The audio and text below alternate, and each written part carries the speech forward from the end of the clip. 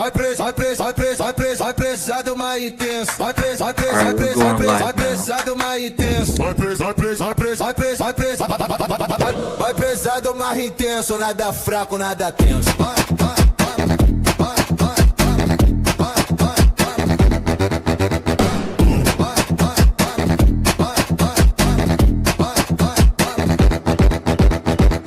Mais pesado, mais intenso, nada fraco, nada tenso. Corpo firme, pensamento denso, resultado recompenso. Agacha fundo, sobe forte, nada que depende da sorte. Treino bruto, mente norte.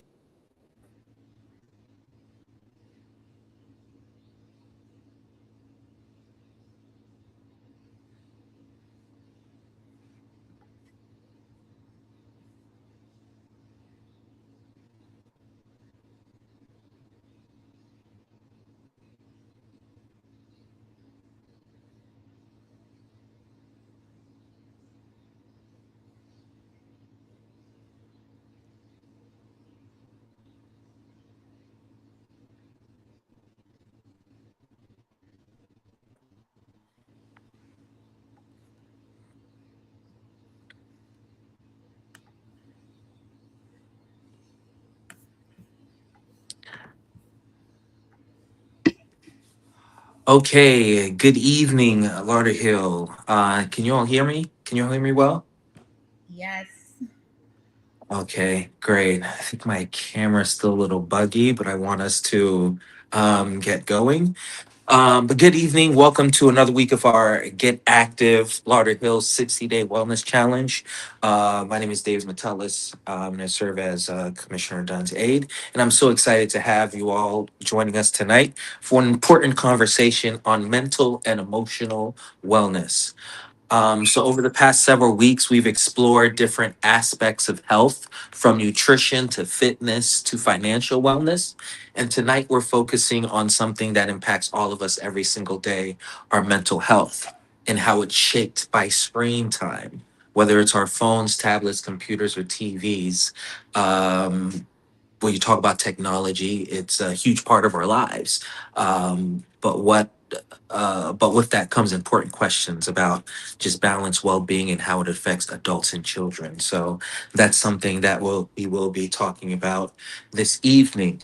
But before we get into that, we do have our just some housekeeping here. We do have our Get Active 5K that is coming up that we're super excited about. So I'm gonna put that QR code up there, our Get Active 5K. And so if you're interested in joining the 5K, signing up for the 5K, you can scan that QR code right there, and it's going to bring you to the registration. The Eventbrite registration, so that you can get registered to join the 5K that's going to be happening April 4th at Lauderhill Sports Park at 7 a.m. In the morning. And so we're very excited to have you all joining us there. And then we also have just one more thing. We have our Get Active WhatsApp. That's a the QR code just changed. And so our Get Active WhatsApp, you're able to join that as well. Share updates on the different challenges. We have our groups that are training in there for the 5K. They train regularly on Mondays, Wednesdays, and Saturdays in the morning as well. And so you can join the WhatsApp group and stay updated with what's happening there as well. And so across the bottom of the screen, you'll see that information will be scrolling across. The our website that is our website for you to be able to go there and get that information, and it'll be periodically on the screen throughout the evening. But I just wanted to share those things. And as usual, this is going to be live on our Facebook and YouTube page, and it'll remain there on our YouTube page for future reference for folks as well, for anyone who's not able to attend live or view it live. So that is what I wanted to get out of the way at top. But we do have two fantastic guests with us this evening. We have Dr. Odette Hamilton and we have Dr. Judith Cornely, who is with us as well. And so, Dr. Hamilton, I'll hand it over to you to sort of give the introductions and y'all can take it off from here. Appreciate you. Thank you so much, David, for that wonderful information that you just shared. Good afternoon, good evening, everyone. I'm Dr. Hamilton. I am the CEO and founder of the Melody Health Foundation, a nonprofit organization that's geared towards providing healthcare access and care to underserved individuals. We aim to empower communities, especially in the area of mental health. So this afternoon, I have with me my peer from Dr. Cornelli, and I'm going to allow for her to tell a little bit more about herself. Dr. So Cornelli. thank you, Dr. Hamilton, for having me, and thank you to the City of Lauderhill and the Commissioner for having me here today.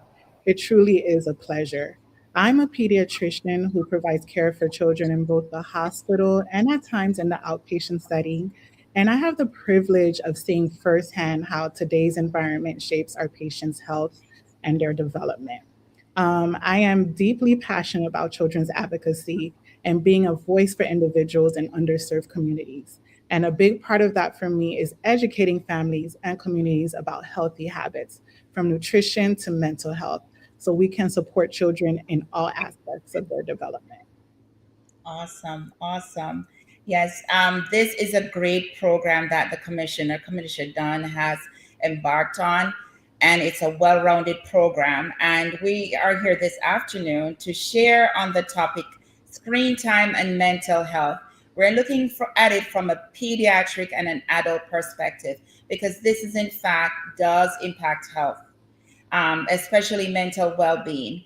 So when you look at just introducing the conversation, you look at a developing child to the working adult, screen exposure shapes behavior. It impacts on the thought process and our emotional health. So I'm going to start out with a simple question, and I want you to be honest with yourselves. How many of us has checked our phones within the last 15 minutes?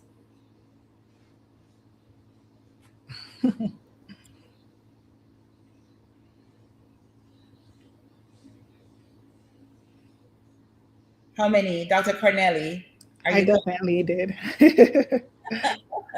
right? So we can see that from the response, this response alone highlights how integrated screen have become in our daily lives across all age group. So today we're going to explore not just how much we use our screen, but how that use is impacting on our mental health from childhood to adulthood. So I'm going to have Dr. Cornelli take over from a pediatric perspective. So, technology is a powerful tool. It allows connection, creativity, and access to information in ways we have never experienced before. For many of our children and adolescents, it is a central part of how they communicate and engage in the world. However, like many powerful tools, it comes with both benefits and risk.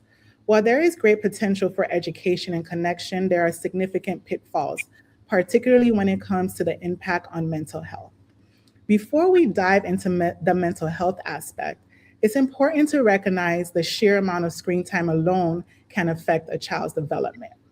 The American Academy of Pediatrics, and at times I may say AAP for short, but the American Academy of Pediatrics emphasizes that early childhood is one of the most critical periods for brain development. During this time, children are rapidly developing language, attention, and emotional regulation skills. However, many children are being introduced to screens at very young ages during this time when these foundational developmental skills are still forming. The AAP recommends that children ages 2 to 5 be limited to about 1 hour or less per day of high quality programming. But in reality, many children far exceed this amount. What we see is that excessive screen exposure in younger children has been associated with delays in language development, decreased attention span, and reduced parent child interaction. And this is one of the most important drivers of learning. Young children learn best through human interaction, not screens. So when screens begin to replace talking, reading, and play, we start to see developmental impacts early on. As a child grows into the school age years, media use begins to shape their daily habits. This is where patterns start to form: how often they reach for a device, how they manage boredom, and how they balance screen time with other responsibilities. When I think about when I was growing up, when I would go out and I would be at the doctor's office, or when I would be in the car on a long ride, I didn't have a phone to keep me busy. I had a book or other items. But now, most children, when they're out, they have a screen in their hand. They are glued to that screen. And as a child moves into adolescence, social media becomes even more of a central part of their daily life. Studies show that over 90% of teens use social media, with many spending several hours per day on these platforms, whether it's Facebook, TikTok, or Instagram. And this is where we begin to see some of the significant mental health impacts. Higher social media use has been associated with increased rates of anxiety, depression, and poor sleep quality. There is also the issue of social comparison. Adolescents are developmentally wired to seek identity and belonging, and social media amplifies this by presenting constant streams of curated, idealized images of others' lives. This can lead to low self esteem and validation seeking behaviors, while self worth becomes tied to likes and engagement. Teens are also more vulnerable to cyberbullying, peer pressure, and exposure to harmful or misleading content. The AAP emphasizes that at this stage, the goal is not to eliminate social media entirely, but to help adolescents develop self regulation, critical thinking, and healthy boundaries. But the impact of screen time does not stop at mental health. I know that this conversation is geared primarily towards screen time and mental health, but I think it behooves me to discuss how screen time affects our physical health, particularly when it comes to weight and obesity. The American Academy of Pediatrics has clearly linked screen media exposure to an increased risk of obesity in children and adolescents. There is a dose response relationship. Basically, the more time a child spends on the screen, the higher their risk of being overweight. And children who exceed the AAP recommended screen time limits are significantly more likely to be overweight. So, why does this happen? There are different mechanisms. First, increased caloric intake. Children tend to eat more while watching screens, often mindlessly, and they're exposed to a significant amount of advertising for high calorie, low nutrient foods. Second, sedentary behavior. Screen time often replaces physical activity and outdoor play, leading to lower energy expenditure. And third, sleep disruption. Increased screen use, especially before bedtime, is associated with shorter sleep duration. Poor sleep affects our hormones, and this affects appetite and ultimately leads to an increase in weight. And finally, there are long term effects. Excessive screen exposure in childhood has been associated with ongoing obesity, metabolic syndrome, and decreased physical fitness later on in life. So, when we look at all stages of development from early childhood to adolescence, we can see that digital media is not just influencing behavior, but is shaping both mental and physical health. And the AAP does provide some age based guidance because you may be wondering, okay, how much time is too much time? And the AAP does provide guidance in regard to that. For children under the age of 18 months, media should generally be avoided except for video chatting. For ages 2 to 5, limit use to about 1 hour per day of high quality content. And that's the key.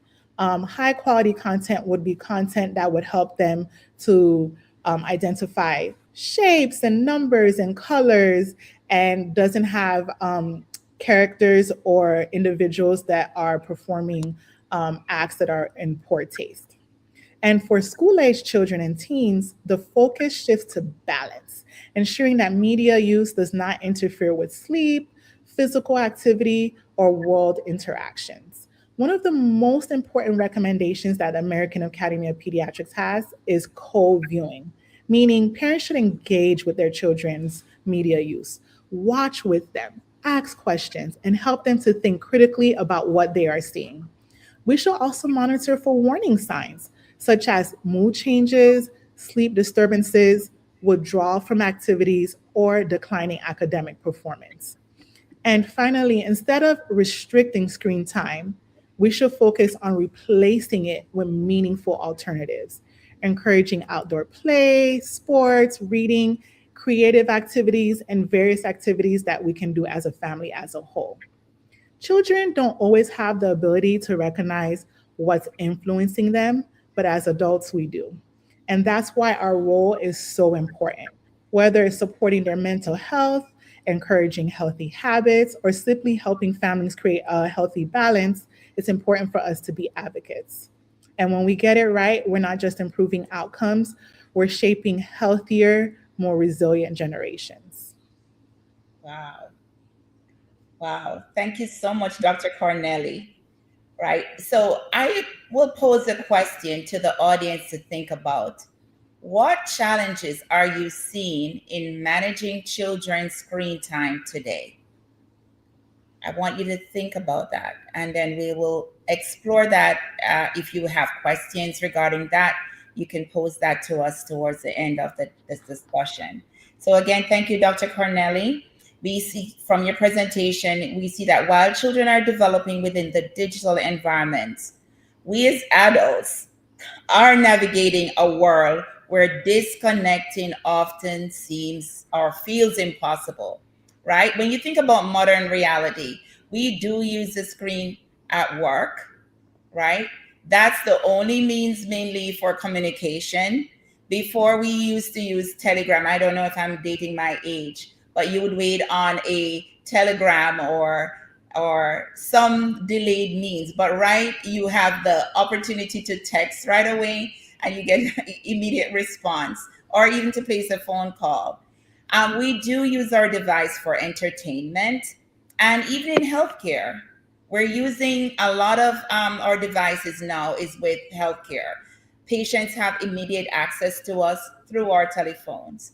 So what I want to point out but constant connectivity comes at a psychological cost. So what are some of the mental health impacts? Excessive screen time is associated with, as Dr. Cornelli mentioned, anxiety and depressive symptoms, right? There's cognitive overload. That means you think a lot and there is reduced focus. It comes with emotional exhaustion and burnout. Why? Because a lot of times when we are engaged with screen time, um, things that we see on causes us to lack, not get enough sleep. So we become exhausted, and then eventually it leads to burnout. And then, as mentioned, social media in particular introduce a comparative culture. We tend to compare ourselves with others. We have unrealistic expectations, and then we also then seek validating seeking behaviors. What does it have on our physical health? The media or screen time does impact on our sleep and brain function. One of the most overlooked impacts is sleep disruption, and I mentioned it earlier. So blue light, we've heard the term blue light. That is one of the rays that comes from the sun, right? And it also comes from our screens. They suppress melatonin, and melatonin is a hormone that helps us with sleep. So with that being suppressed, it leads to difficulty falling asleep. It leads to fragmented sleep, and with that increases irritability and stress. It does screen time, excessive screen time also impact on our behavioral patterns. So many adults fall into patterns such as doom scrolling. So you're just aimlessly scrolling on your phone. And I'm sure some of us can identify with that. We're constantly checking notifications, like, oh, you hear a beep, you're checking it. Something happened, you're on your phone. and it blurs boundaries between work and rest. So it creates that imbalance between our work and rest, right? Over time, this leads to mental fatigue and decreased well being. So, with me saying this, what are the solutions? One, I would recommend creating screen free zones or times. In other words, we cannot completely eliminate utilizing our devices, right? We need it for work. We mentioned we need it in varying settings. We need it to communicate, right? But it would be best for us to create screen free zones or times. So let's limit ourselves. There are some apps that will say, it will give you a warning. You can set a limit. Say, I'm only using my screen for 4 hours for entertainment today. You can set your device to give you an alert whether when you're coming close to that time, and with the option to extend. However, but at least it provides for you that opportunity to decline and just be disciplined. Logging off before bedtime. As I mentioned before, the blue light does interrupt your sleep. So if you should be going to bed, say at 10 p.m., 9 p.m., I would recommend 1 hour before bedtime, 30 to 1 hour before bedtime, that you turn off your devices. And another thing, practice mindful engagement instead of passive scrolling, right? So, reflecting, what is one screen habit you could realistically change starting today? As individuals are thinking about the answer to that question, I would say that there was a period of time I was a doom scroller, and I decided to replace that habit with walking. Walking is something that I truly enjoy, and it has like so many benefits. It's great for your cardiovascular health. It's also helped me to maintain my weight, and it helps to give me mental clarity versus the doom scrolling, which you're constantly having different, whether it's different trending sounds and rotating through your mind or other thoughts. It just really wasn't a healthy habit. So I think just finding ways to replace the screen time with something that's a healthy habit can be very beneficial to so many people. And I want to piggyback off of what you stated. Setting the limits is very important. A lot of kids, most of the things that they're learning, it is on the screen.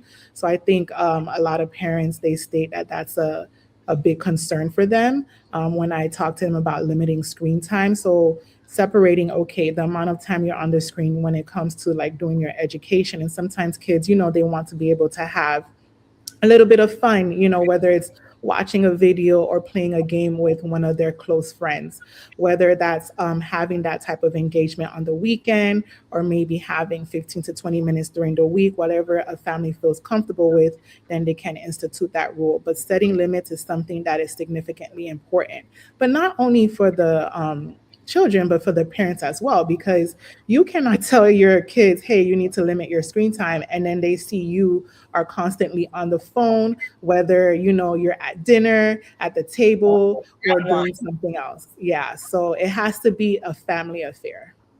Yes, and doing it together as a group, committing, you know, um, just setting rules. For example, we're going to have dinner today together, all phones in the basket, and then we have a realistic conversation. Thank you so much for that contribution, Dr. Cornelli.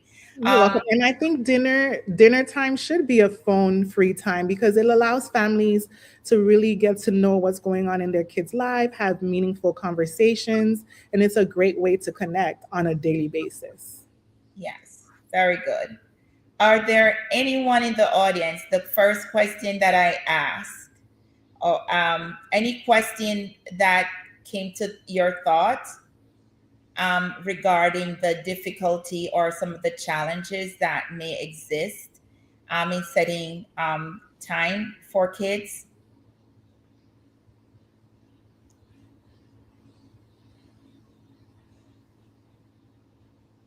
Okay, so nope. Okay. Then, so Dr. Corneli, would you want to share any challenges that you could see from someone managing screen time, setting screen time for their children? I know a lot of times as parents, and I've seen and I've observed that, like if a child is to keep them quiet, they will give them a device to keep them occupied. What are some of So the challenges you see in that doing managing screen time for kids today? I think that really just being creative, and it doesn't have to be something where you have to really think out of the box. Sometimes just a coloring book and crayons can help to keep a child perfectly occupied. Like I have a toddler, she's 3 years old, going on 30. Good. And when we go out to eat, we often bring a coloring book, a doodle pad, things that will keep her busy. I think that when it comes to kids, kids are kids. So they're going to want to interact, they're going to want to talk to you, and they're going to command attention. Um, but using the screen to keep them busy is not necessarily the best way. Awesome, awesome. And again, it's you have to think of the things that you shared in terms of their behavioral changes, depression, comparison, the self-esteem for at or teenagers that will also impact into adulthood. And it's very important for us to maintain a healthy child as it do transcends to their adult life, right? So I would really implore for us to really set realistic changes because it does impact on our life and our well-being. It does impact on our weight. So the goal is not rejecting technology. As we see, we need it. But the most important thing is to reclaim control how we use it over how we use it. That is very important.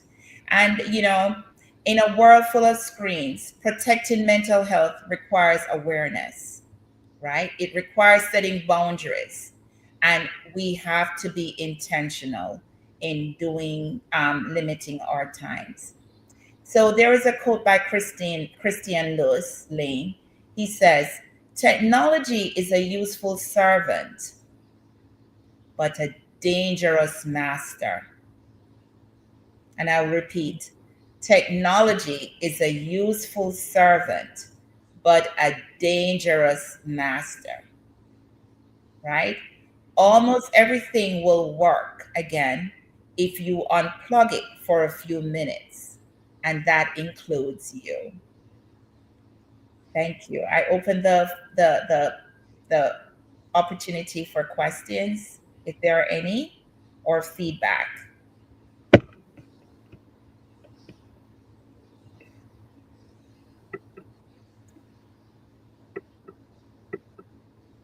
As we're waiting for questions to come in, I also wanted to add that in addition to setting the time limits when it comes to children, also just restricting the type of sites that they are able to go to. I think that's very, very important because not only is the amount of time important, but what the child is consuming on an everyday basis, that is important as well. Yes, so true. All right. David, do you have any questions? Are there any questions coming in? Is there a way to see?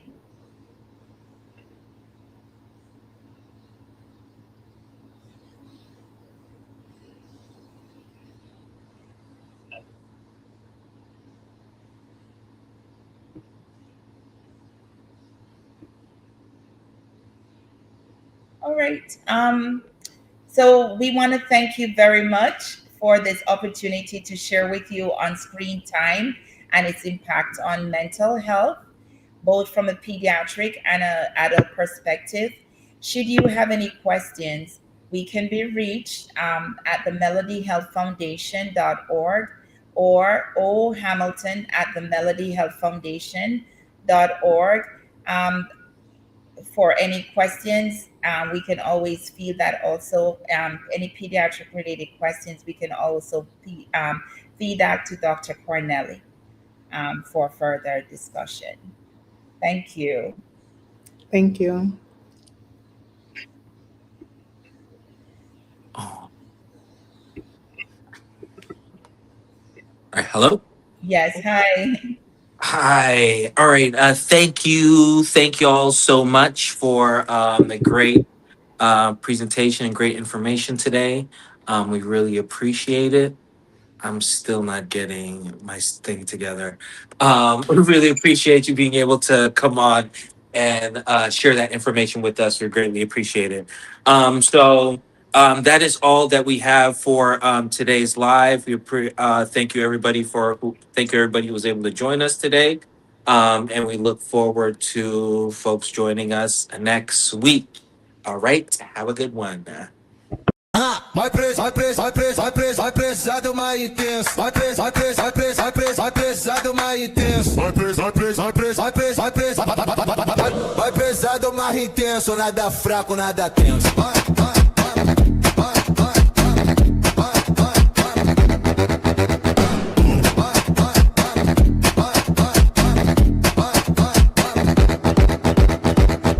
Pesado, mais intenso, nada fraco, nada tenso. Corpo firme, pensamento denso. Resultado, recompenso. Agacha fundo, sobe forte. Nada que depende da sorte. Treino bruto, mente norte.